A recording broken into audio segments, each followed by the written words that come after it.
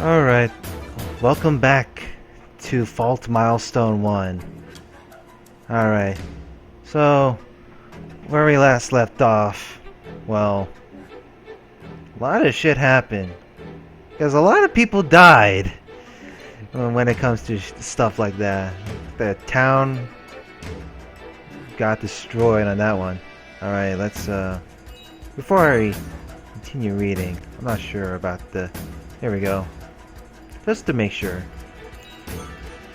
Alright, let's continue reading. This was normal. Mahari often communicated through expressions and gestures rather than words.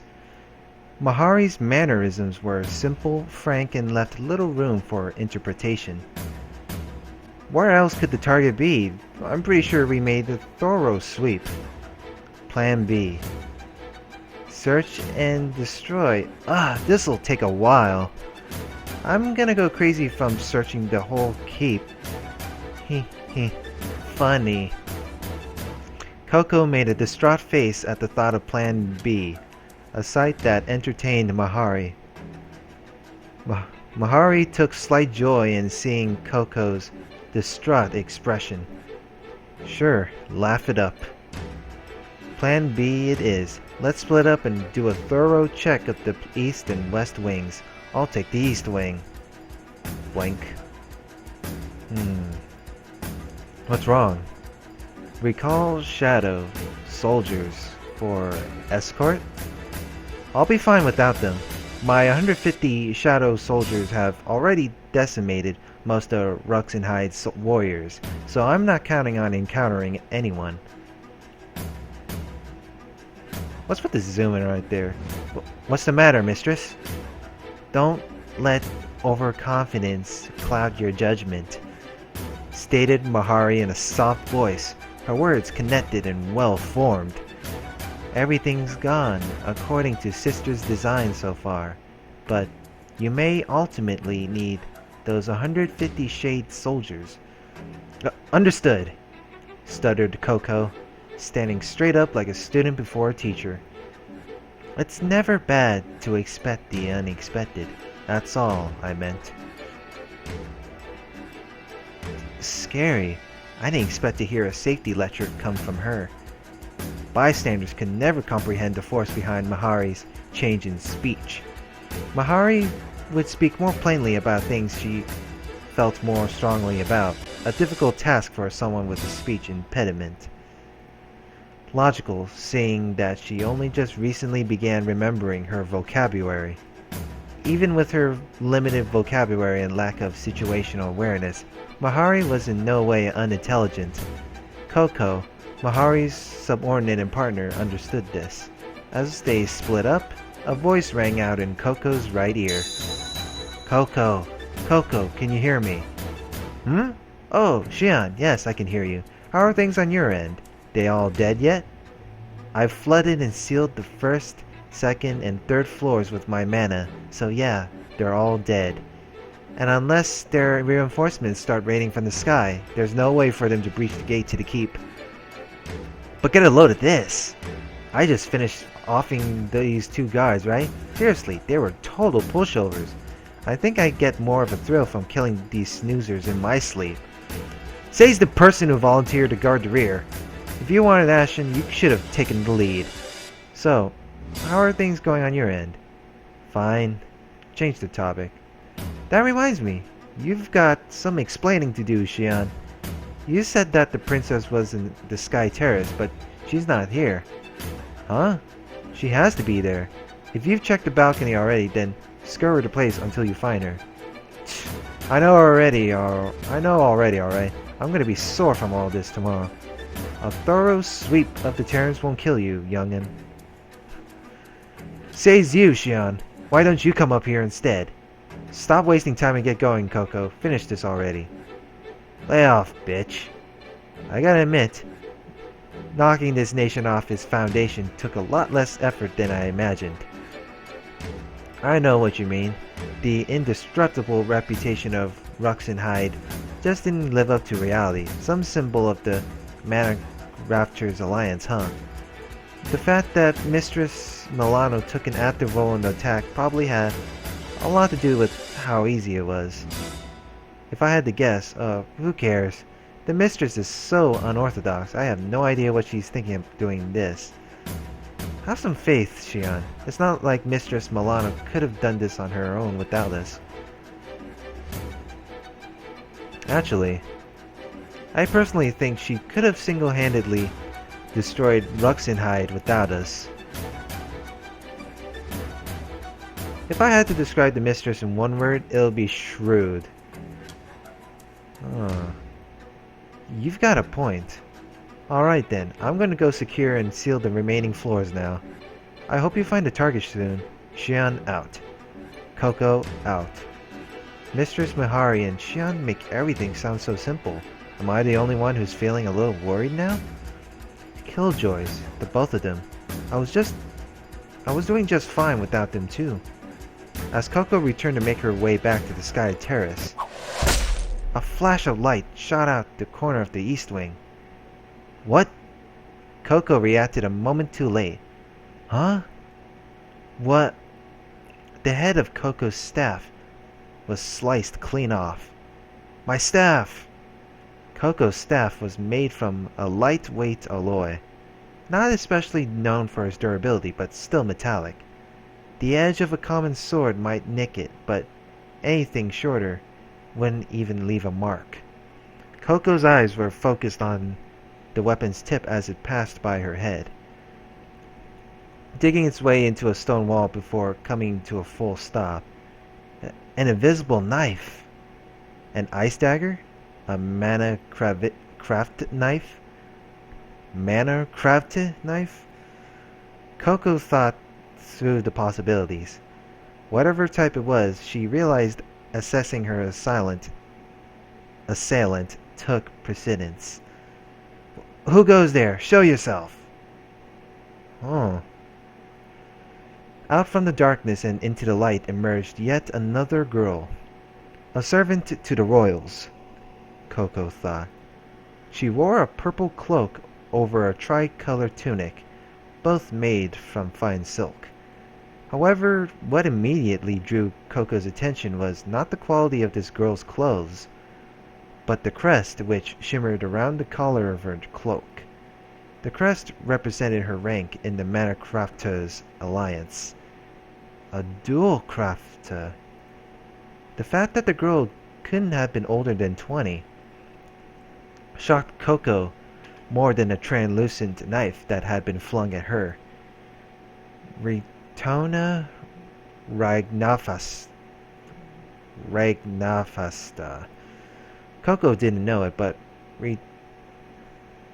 Ritona Ragnafasta was royal guardian to Princess Selphine Ruxenhide. I can't even pronounce these words. Where were you hiding this whole time? What are you after? Why do you seek, milady? Asked Ritona,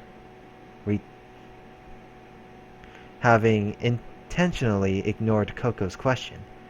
Knowing that she would not receive a satisfactory reply, Ritona,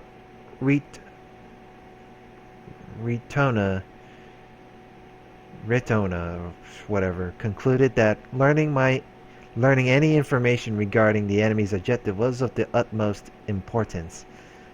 Seek milady? Psst, ha ha ha ha! You've got it all wrong. Listen, we haven't got a plan. We're only here to brighten Ruxenhide up, literally. Now, whether or not we decide to set you on fire is completely up to us. Got it? You're all at our mercy. We're in control now. If you want to live, then you better liven up and tell us everything we want to know. If you don't talk, I'll kill you. Simple as that. Very well. And judging by your attire, I'm gonna guess you're a servant around here, right? You wouldn't happen to know where Selphine is, would you? I do know where she is. You do? Great! Let's do this then. You tell me where she is, and I promise to spare you.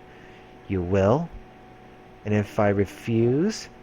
Well, obviously, if you don't tell me, then I'll kill you. Duh. Aren't my demands pretty simple and motivational?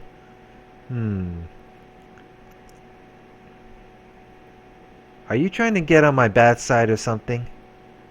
Has the smoke gone to your head? Is your brain too fried to comprehend the situation here? I'm starting to lose my patience with you. The next thing out of your mouth better be Selphine's location or... Princess. What? You shall address milady as Princess Selphine, you disrespectful child. The infernal blazing in Ritona's eyes melted away her cool and collected demeanor. I do not know what it is you seek to gain from committing regicide, but you shall submit yourself before common courtesy and address the Princess of Ruxenheid by her proper title. Your utter disregard for milady's official title is evidence enough of your lack of morality. Huh?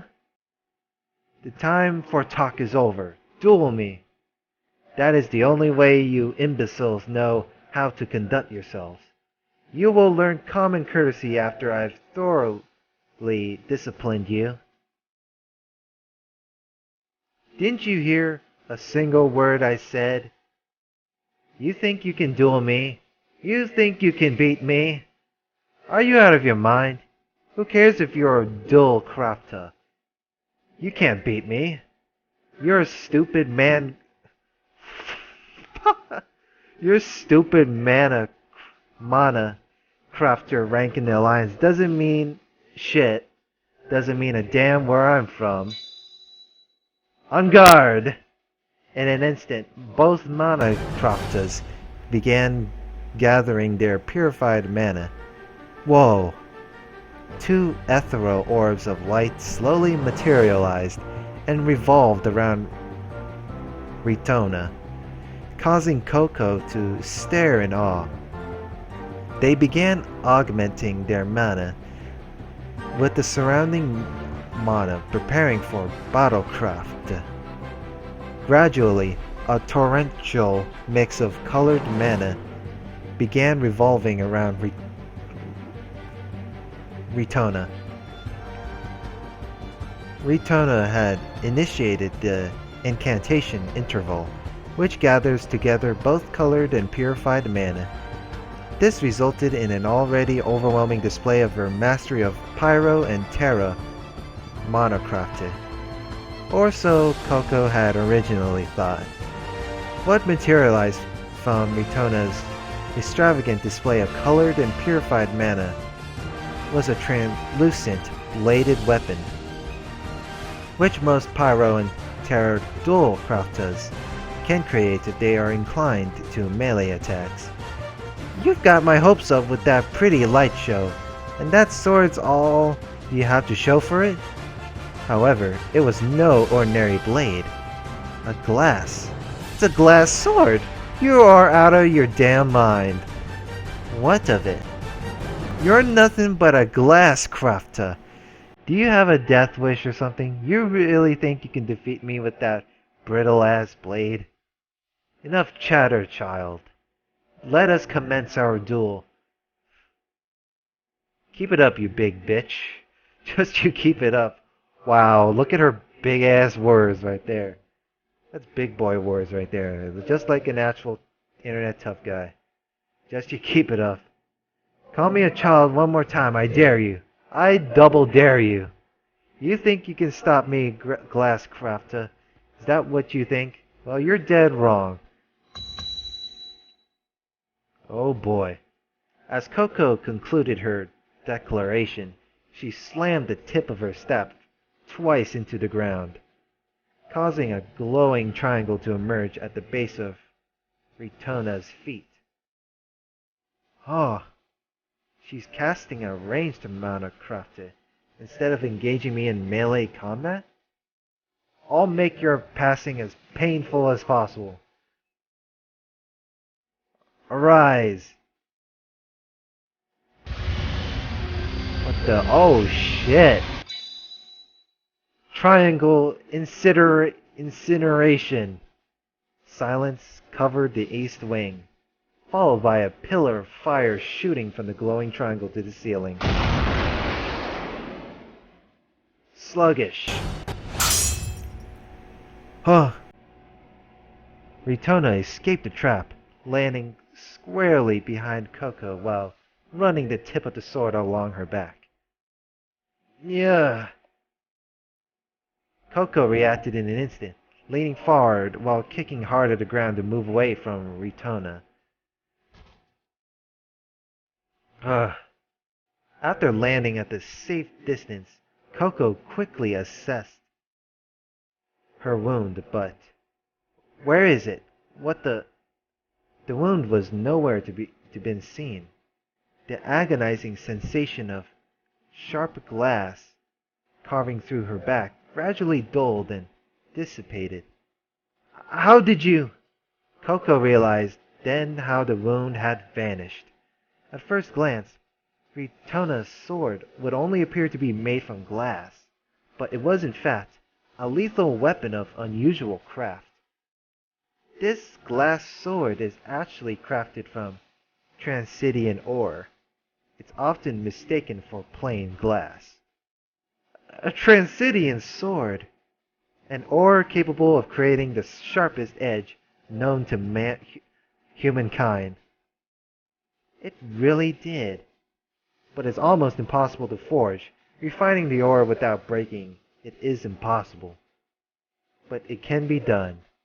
My mastery of pyro and terra manacrafted allow for the creation of Transidian weapons, though it takes some time. Why would you bother crafting a sword out of Transidian at all? Don't you think forging a sword out of an alloy would have been easier? What difference does the material make, so long as the resulting edged weapon serves its purpose? That's your reasoning for crafting some weird double-edged weapon? In fact, why are you even dueling me with a sword? It makes no sense.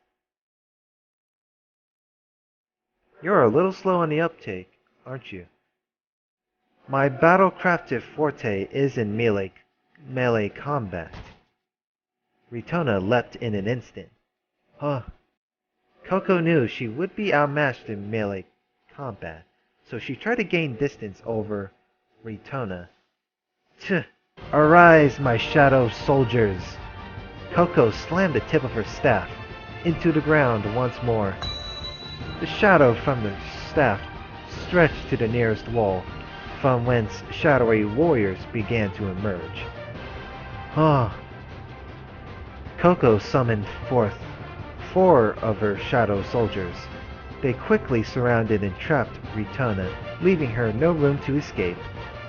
This girl can summon shadow soldiers? The very same ones that attacked our castle? Be careful, she's a slippery one. Cut her down before she uses that sword on you. And make sure she doesn't come anywhere near me. Coco raised her staff again, spreading a glowing wave of mana into the air. The glowing halo of mana wafted towards and encircled the 4 shadow soldiers. May my wisdom of pyro and terra craft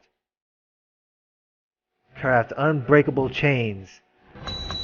Slam! Coco's staff made contact with the ground once more, and the halo of mana materialized into a steel chain.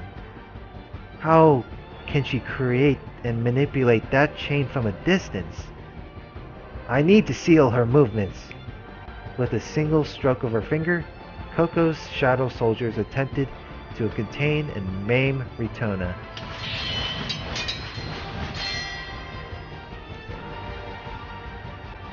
Regardless of her entrapment, she continued to bob and weave between the countless swings of the shadow soldiers' ethereal longswords. I've got her now! Clink, clink. Coco's steel chain fell from her shadow soldiers, and they used it to bind and trap Ritona. Oh, ha ha ha! There's no escape this time. I'm gonna enjoy watching you die. Coco and the shadow soldiers closed in on the now chained Ritona, clasping hands to one another in the shape of a pentagram. And then, arise! Coco's staff and the shadow soldiers' black swords simultaneously struck the ground at 5 points. From those 5 points, a glowing pentagram formed on the ground where Ritona stood.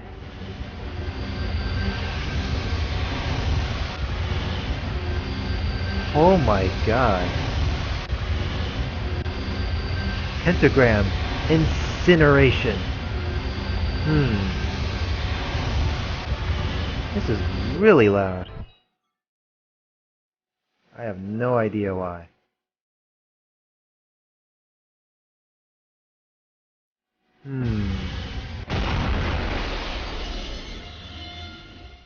Oh my. Another pillar shot towards the ceiling in a flash. While a triangle was scorched into the stone ceiling from Coco's first attack.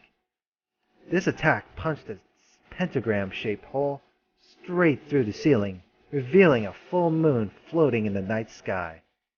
Woohoo! I burnt that bitch to a crisp. What's the matter with you all? It's time to celebrate? Coco's shadow soldiers had ceased to respond to their master's beckoning, throwing Coco into confusion.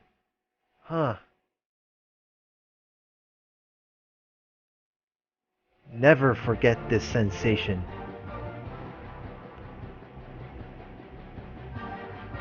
For this sensation surpasses that of steel, spoke a voice as Coco's shadow soldiers dispersed. Yet again, Ritona had escaped Coco's trap and made her way around Coco's back.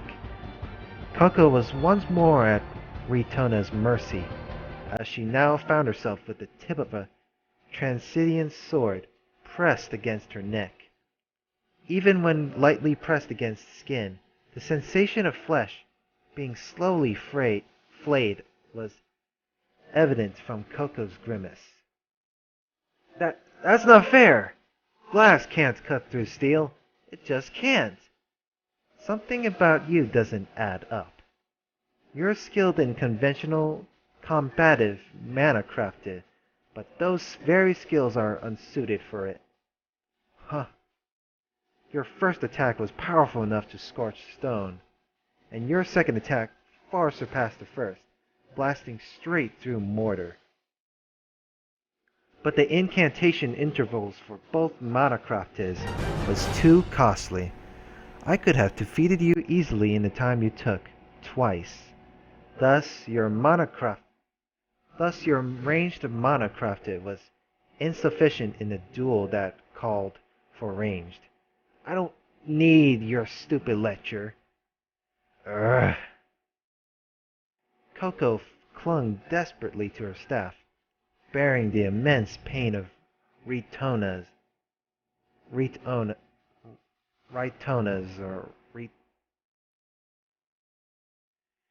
oh boy.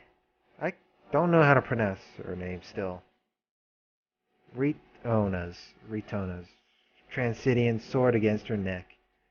Why, when I was so close to achieving our objective, did I encounter this bitch? Very well. Your life is in my hands, but I do not wish to spill your blood. I detest using force as a means of resolution. I only desire dialogue to end this needless bloodshed. The pain Coco felt from the sword diminished. Dialogue! Coco reacted to Ritona's ultimatum with disgust, but in an instant. You're something else, you know that? Coco reached a conclusion regarding her opponent. She realized that Ritona would ultimately choose not to kill her, which brought her to dark delight. You're a riot. Coco sneered and lunged the tip of her staff down towards Ritona's foot. kind of idiot would want dialogue with the people who massacred her people? Oh, I know you who would. You. Indeed. Compassion had no place on the battlefield, even from a citizen of a kingdom renowned for pursuing pacifism. Even Ritona was well aware of this paradox. She knew she could be forced to take her foe's head. Ritona resisted, even struggled against the impulse to kill Coco. It was this very impulse that set Coco and Ritona apart. Coco was capable of committing murder without a hint of hesitation. You cannot defeat me, child. Your provocations fall on deaf ears. The only idiot here is the one who's still struggling when there's a sword pressed against her throat. Ritona struggled against the concept of executing the child. She even struggled against the concept of this child committing mass murder without a shred of hesitance. The concept of child soldiers was foreign to Ritona, who didn't know how fortunate she was to be born and raised in a peaceful kingdom. To Coco, Ritona's mercy was a childish ideal to pursue on the battlefield. It was killed or be killed. It feels like I'm talking to a wall. Feels like I'm talking to a brick wall. Your mercy makes no sense to me. Do you know how many of your people I've slaughtered tonight? And you want to settle this peacefully, through dialogue? How naive can you be? Is it so wrong to take a life, if it means protecting someone you can't live without? Well, is it so wrong? We're not so different, you and I. I know you'd kill to protect your precious princess. Huh? Ritona gave no retort.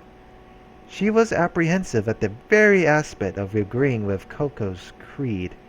It wasn't like Ritona to be rattled by words, so... In fact, Ritona was shocked with speechlessness, followed by a disquieting silence that befell the chamber. Ritona had never let an opponent's words affect her to the point of speechlessness. The unnatural silence that filled the air felt almost organic, as if produced to conceal a shadow which found itself directly behind Ritona. Crafty Crusher. Huh? Ritona's Transcendent sword, reliable through her duel, was suddenly reduced to microscopic fragments. My sword! It shattered from mana instability? I should have been able to detect this. Case in point. This is my faithful partner, Mistress Mahari. We'd kill to protect each other. Mahari greeted Ritona with her signature hand wave. Create more shadow soldiers yet? I will now. I warned you that you would need those 150 shadow soldiers. Create sturdier shadow soldiers. I shall, Mistress Mahari. What did you do to my sword? Huh? Broke it? With Crafty Crusher. You can do that? Mana Crafty destabilization and nullification, but how? It should be an impossible feat. Normally, a great deal of time and mana would be dedicated to such a thing. Mahari's ability allows her to bypass that altogether. I wouldn't try to understand how the mistress' ability came to be. You've got more important things to worry about. Just know that the incantation interval doesn't apply to any of the mistresses' mana crafted, but for the rest of us, it does. That just can't be true. It's impossible. Ritona ignored Coco's advice and tried to make sense of it. Despite Coco's firepower, the incantation interval required for each cast left her at a disadvantage when dueling. However, Coco's partner ensures absolute defense. They are the perfect sword and shield. The tables had turned for Ritana. Because of the time she spent demanding Coco's surrender, Ritona's pursuit for compassion had betrayed her in turn. Forgive me, my lady. Stay low to the ground. Okay. With a wave of Raitona's hand, the hidden glass wall in front of the chamber's gable fractured, then shattered. The sound of glass fragments was all that was audible within the chamber, as light reflected off the glass and illuminated the east wing. Princess Selphine, who had been hidden there the whole time, stepped out from the gable and into the blinding light. It's really Selphine! Coco immediately raised her staff and began casting an offensive mana crafted. However, Raitona had already reached Selphine's side by the time Coco raised her staff. Speedy! Why is the mana around here stirring so restlessly? Incantation interval? Wait, why is she even bothering to use Battlecrafted? 1,000 pardons, my lady, but please close your eyes just for a brief moment. Wind slowly gathered into a raging vortex, enveloping both Raitona and Selphine. Coco, get away from there now! The east wing was illuminated with blinding bright light once more. It wasn't the Transidian Battlecrafter she cast before? Oh my! The light dispersed, revealing everything once again except for... Mistress, what happened? Huh? What? What happened? Where did they go? They vanished into thin air! What the fuck?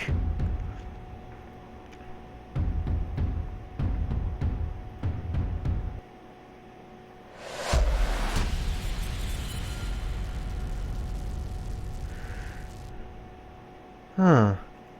Alright. I will be ending here for now. So next part, let's see what happens next. After they illuminated the light just to escape. So, hope you guys enjoyed this. Please rate, comment, and subscribe, and I'll see you guys later. See ya.